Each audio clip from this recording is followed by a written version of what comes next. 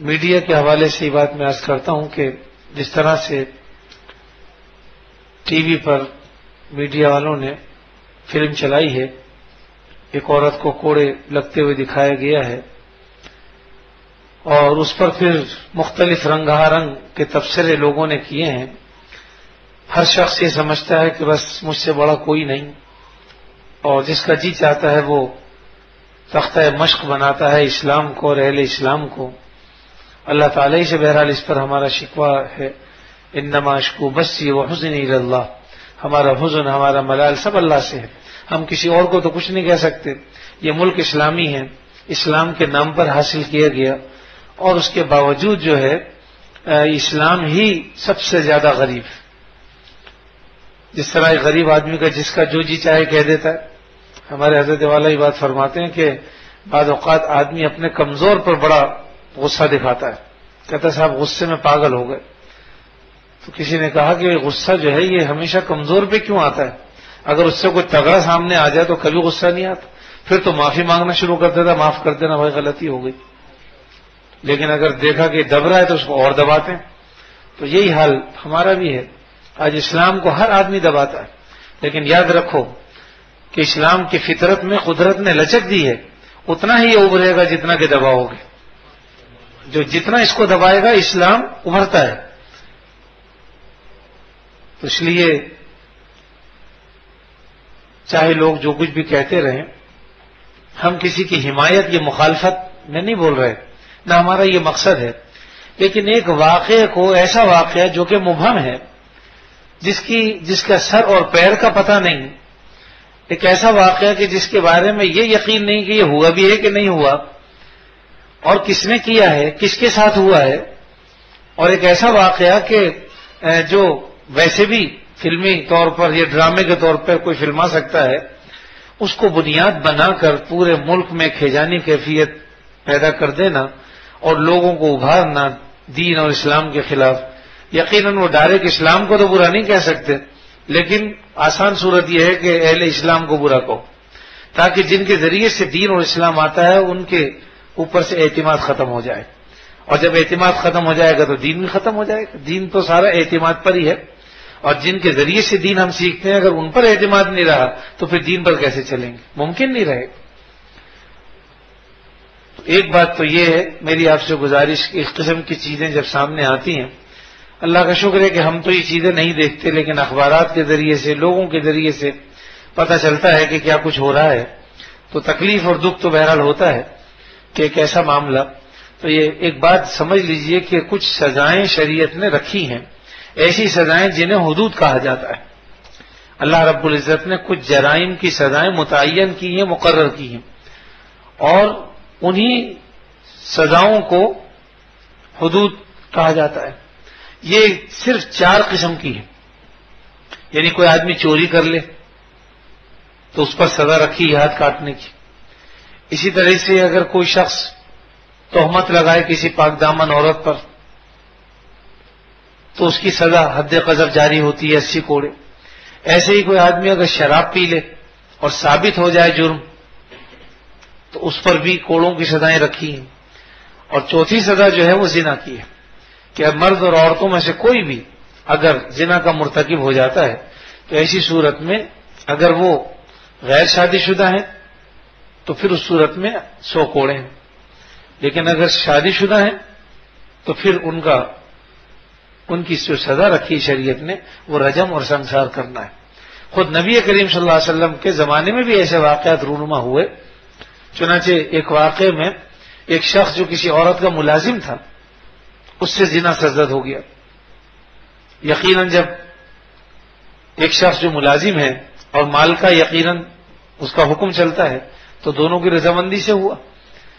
بہرحال آپ صلی اللہ علیہ وسلم کے پاس آئے اور اقرار کیا اپنے اس گناہ کا.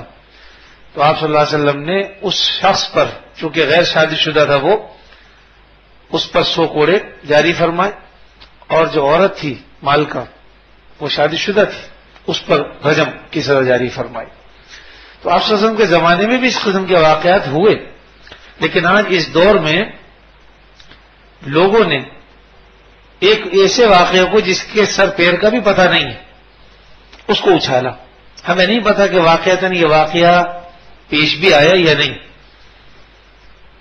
اخباری ذرائع اور دیگر ذرائع سے جو پتہ چلتا ہے تو بعض لوگ نے یہ بات کہی کہ ہاں بھائی 2-4 مہینے پہلے غالباً یہ واقعہ پیش آیا، لیکن اب وہ کس طرح سے پیش آیا اس کی پوری حقیقت سے واقف ہم نہیں.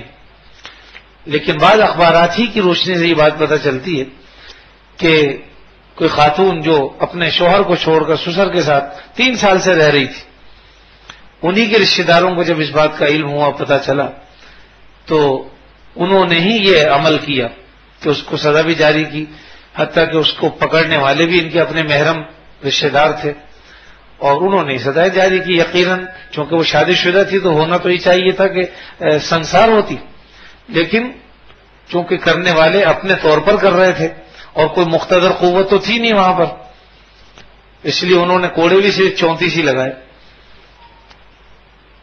تو بہرحال یہ کہ واقعہ ہوا ہے نہیں ہوا اللہ تعالیٰ بہتر جانتے ہیں. یہ میں نے جو کچھ بیان کیا یہ تو اخبارات کی روشنی میں نے بیان کیا. تو اس میں کوئی شک نہیں ہے کہ اگر اسلامی نظام حکومت ہو، یعنی مقتدر قوت ہو جو قوت نافذہ ہوتی ہے، تو یقیناً پھر یہ چاروں حدود اپنی جگہ پر موجود ہیں، قرآنی حکم ہیں. اس لیے اس قسم کے واقعے کو دیکھ کر سن کر کسی سے ہمارا جو ہے وہ سیخ پا ہو جانا یا تبصرے کرنا یا خدا نہ کرے ان سزاؤں کو جو قرآنی سزائیں ہیں ظالمانہ کہنا، یہ بڑی سخت بات ہے. بعض اوقات یہ بھی ہو سکتا ہے کہ خدا نہ کرے اگر کوئی یہ کہہ دے کہ بھئی میں ان سزاؤں کو نہیں مانتا، یا قرآن میں جو لکھا ہے میں نہیں مانتا علیہ باللہ، تو مسلمان کہاں رہے گا؟ میرا مطلب یہ کہ یہ واقعہ ہوا ہو یا نہ ہو یہ تو ایک الگ بات ہے، لیکن ہم ان باتوں پر مشتعل ہو کر جو اپنے جذبات کا اظہار کرتے ہیں اور بعض اوقات اس پر تبصرے کرتے ہیں تو ہمیں ڈرنا چاہیے کہ خدا نہ کرے ایسا نہ ہو کہ ہماری زبان سے کوئی ایسی بات نکل جائے جو ہمیں اسلام سے خارج کر دے. اور لوگوں کو بھی اس آگ کو بھڑکانا نہیں چاہیے جیسا کہ لوگ بھڑکا رہے ہیں مزید.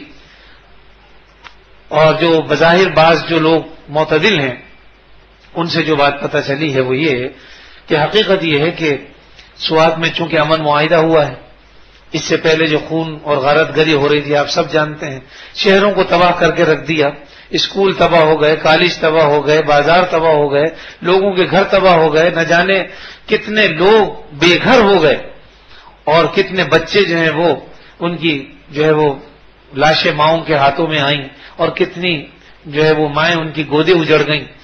تو اس وقت جو ہے ان لوگوں کو کوئی احساس نہیں ہوتا تھا، کوئی نہیں دکھاتا تھا کہ بھئی یہ اتنا ظلم ہو رہا ہے.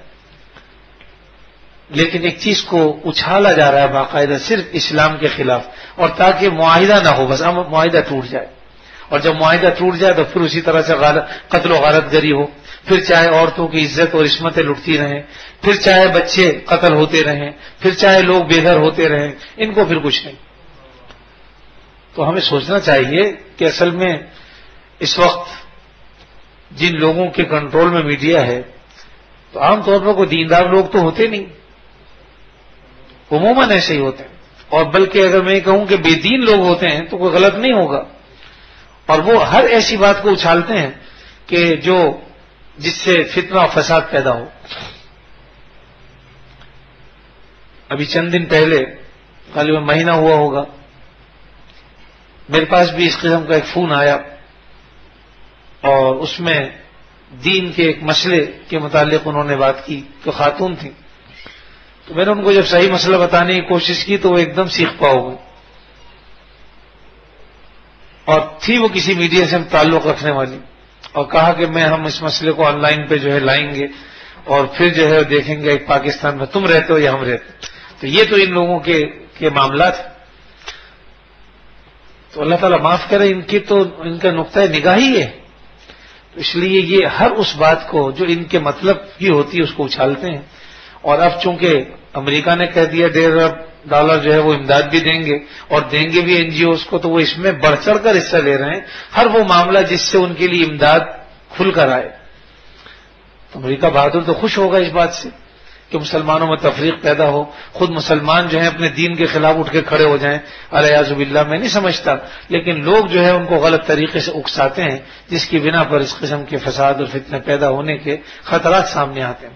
لیکن یہاں جو اصل معاملہ ہے اس پر نہ ہم فیصلہ کرتے، نہ کوئی بات کر سکتے، نہ کہتے.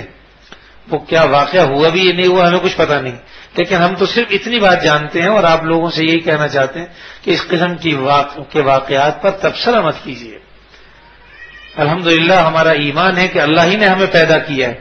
ہمارے جسم کا خالق بھی اللہ ہے اور جسم کی ضرورتوں کا خالق بھی اللہ تعالیٰ ہے. کون لوگ کس سزا سے جو ہے وہ جرم سے رک سکتا ہے یہ بھی اللہ جانتے ہیں. ورنہ آج سزائیں تو بہت مل رہی ہیں، چوروں کو بھی سزا ملتی ہیں، شرابیوں کو بھی سزائیں ملتی ہیں، لیکن پھر بھی نہ شرابی کم ہوتے، نہ چور کم ہوتے، نہ زانی کم ہوتے. وجہ کیا ہے کہ وہ